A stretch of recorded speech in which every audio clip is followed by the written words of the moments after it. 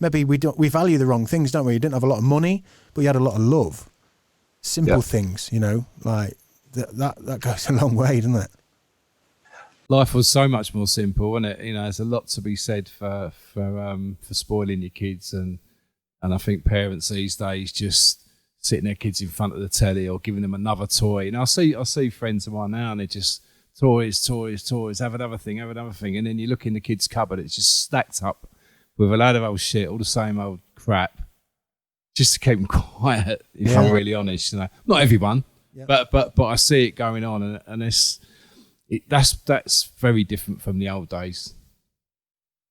I make myself sound old now, and I talk about the old days. But yeah, you know, growing up in the 70s and 80s, generally, you know, from where I came from a working class family, we didn't generally have enough money to go and buy loads of stuff. Things were a treat. I remember as a real toddler seeing this fire engine in the shop, in these little row of shops that my mum used to go to. I think it was before I went to school, you know, and I remember looking at it every day, thinking, oh, I really want that fire engine. And you know, looking back, it's probably worth £2 or £3.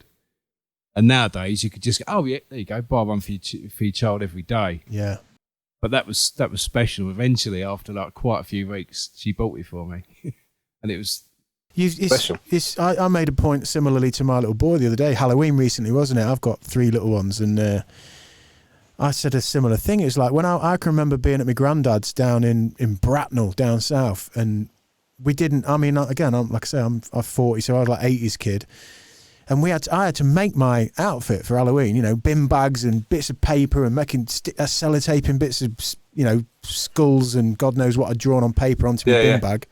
And then now, you know, you go in Asda and there's every fucking amazing kind of werewolf or skeleton or whatever the fuck. Brilliant, amazing outfits for like $7.99. And there's something in that abundance, isn't there? It seems like now that like we lose the meaning that like whatever I did when my granddad sat down and made that outfit for an afternoon, that whole bit of time when my granddad bonded and stuff.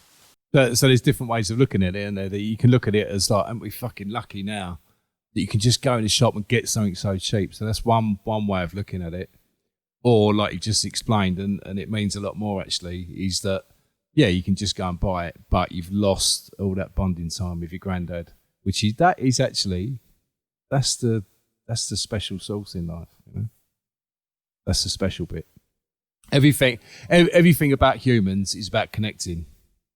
We get everything we've got comes from someone, or is made by someone, or something, or we get it from someone, and so everything is all about connections. Once you lose that connection, that real sort of connection, I think you lose a big chunk of the happiness.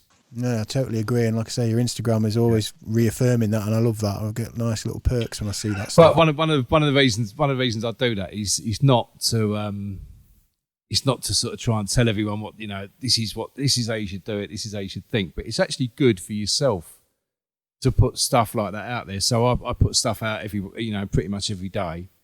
And it actually helps me because it's almost like, like a mantra, like, like affirmations. If I'm looking at positive stuff every day, it's doing me good. And I suppose, you know, people don't have to look at my Instagram, but if they do, and I get a lot of, surprising actually, I get quite a few people sort of comment and saying, you know, and sort of saying, I love what you're doing with that. It's like, actually gets more attention than my music a lot of the time. Well, yeah, but